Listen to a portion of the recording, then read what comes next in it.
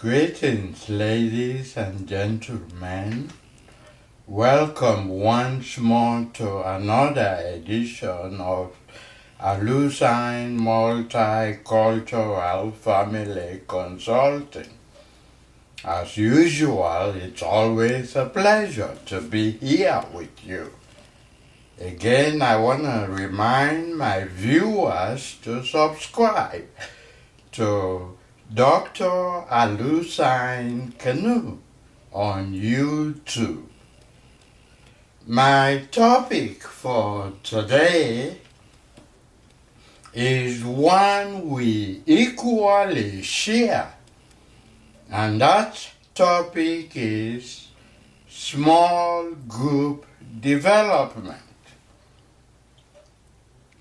The authority to think about small group development, his name is Tuckman. According to Tuckman, groups go through 4 stages when they are developing: the forming, the norming, the storming, and the performing, and the adjourning. Those are the stages groups go through when they are developing. People live in groups, they work in groups, and they play in groups.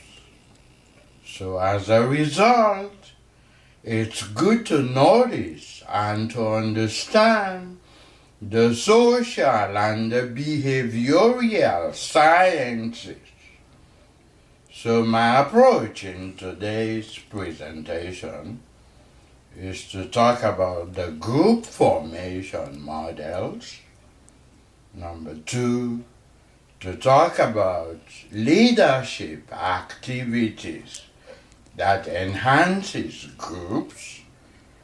Number 3, to talk about the stages of group development, and to talk about the intended audience. So those are the structural components of my presentation for today. Theories of groups, they bring us together because we have a way to identify our interest in research.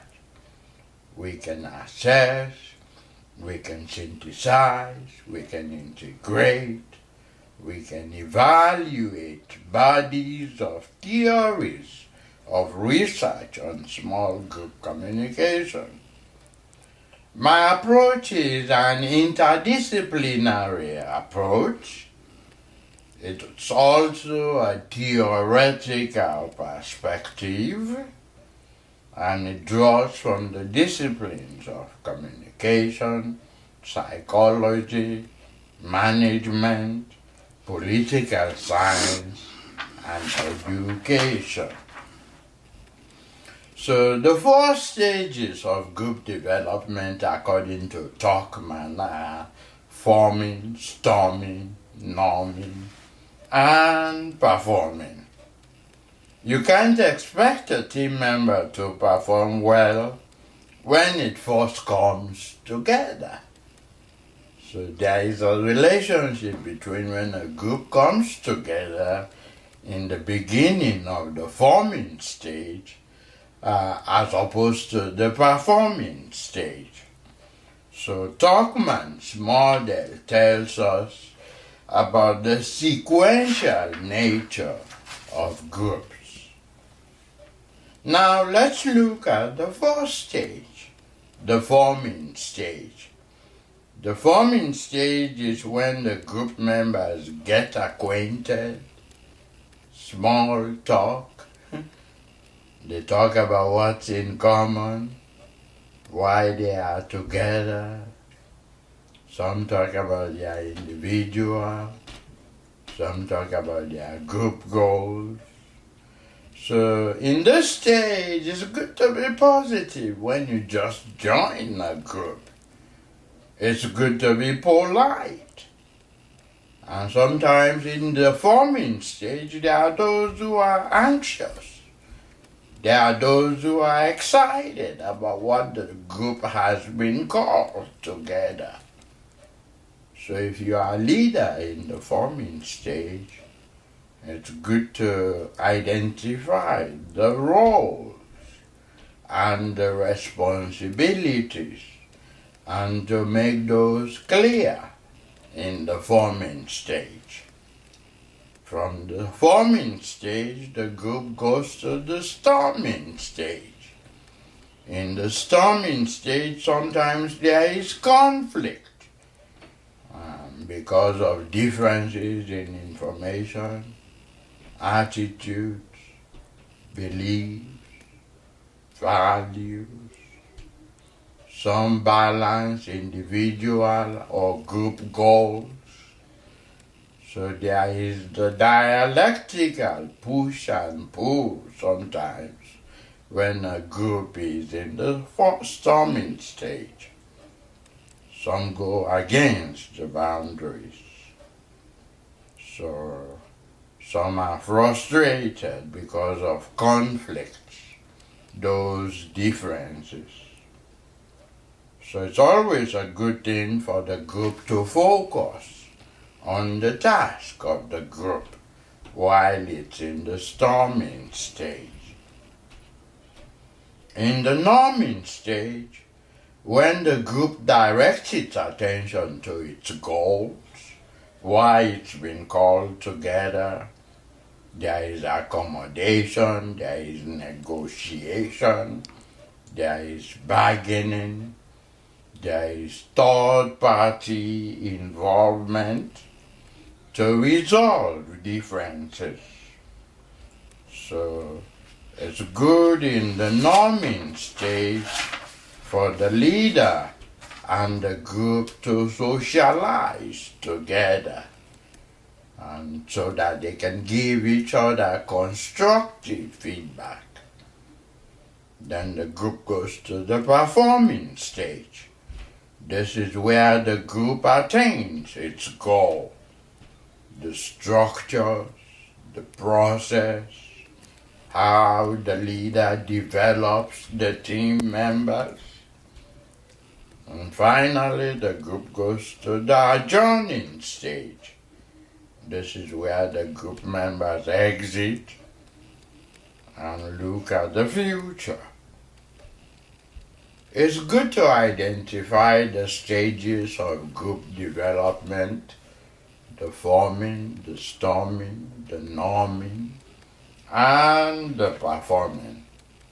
When we identify those stages, it enables us to describe what happens when we are in groups.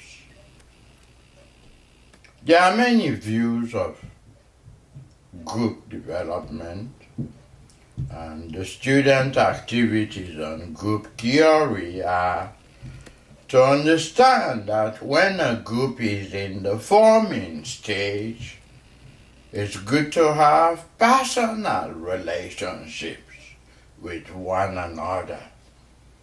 It's also good to identify the task functions, to question why we are here, what we are supposed to do, how we're gonna get it done, and what our goals are. It's also good to structure as much as possible in the forming stage when a group is just starting together.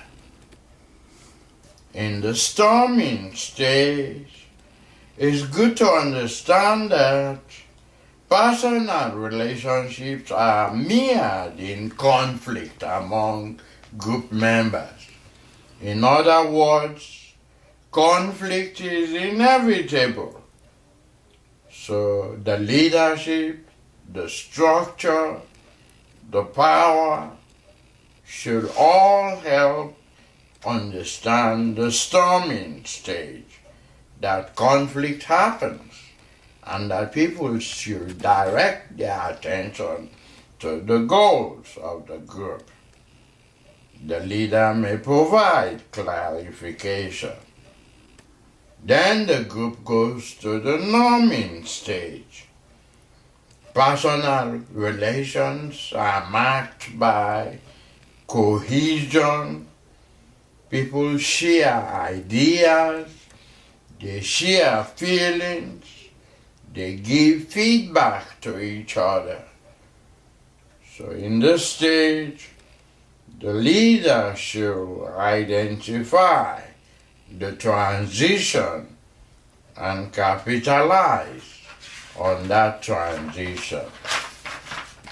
Then in the performing stage of group development, it's good to have interdependence so that group members can work autonomously in subgroupings and as a unit. Groups' tasks are well defined. There should be a commitment to the common goals of the group. So what does a leader do when a group goes through the stages of group development? Well, in the forming stage, look at the team as a whole. Understand individual team members. In the storming stage, build trust, build good relationships, resolve conflicts, be positive, coach, be assertive, understand conflict resolution stages. In the norming stage, a leader should take responsibility. A leader should delegate. And a leader should focus on the group work. And in the adjourning stage, the leader should focus on how the group can reflect by debriefing the group members. So there are many stages, but Tuckman stages of forming, norming, storming, and performing are ways to understand what happens when we are in groups. As a leader, in relation to those stages, a leader's actions and attitudes should display empathy, warmth, and openness.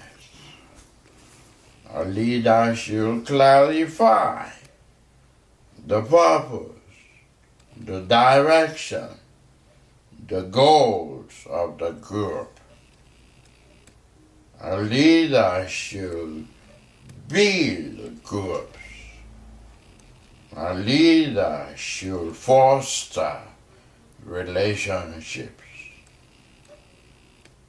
And in groups, emotions are expressed, but there should be warmth when those emotions are expressed.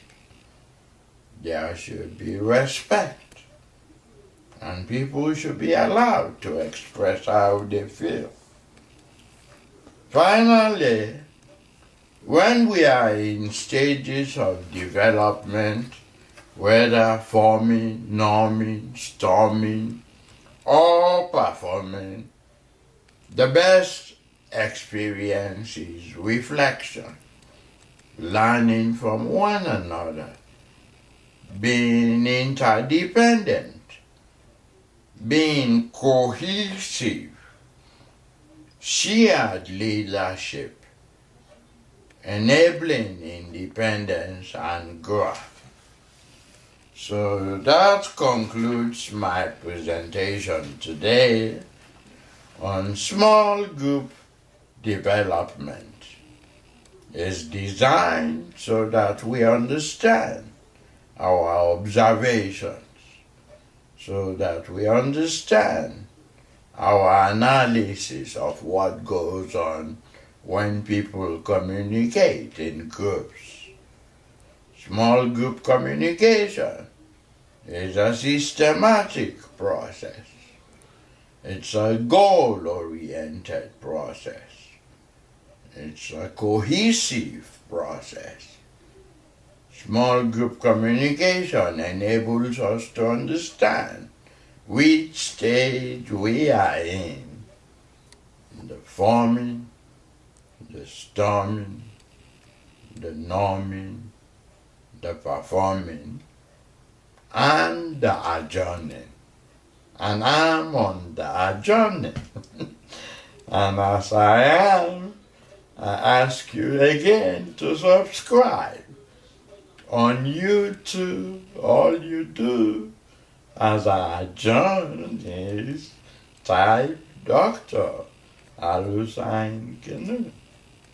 Once again, I thank you for your time, for your interest, and for giving me the opportunity to share my experiences on how small groups develop. Let me know one way or another. God bless you and thank you.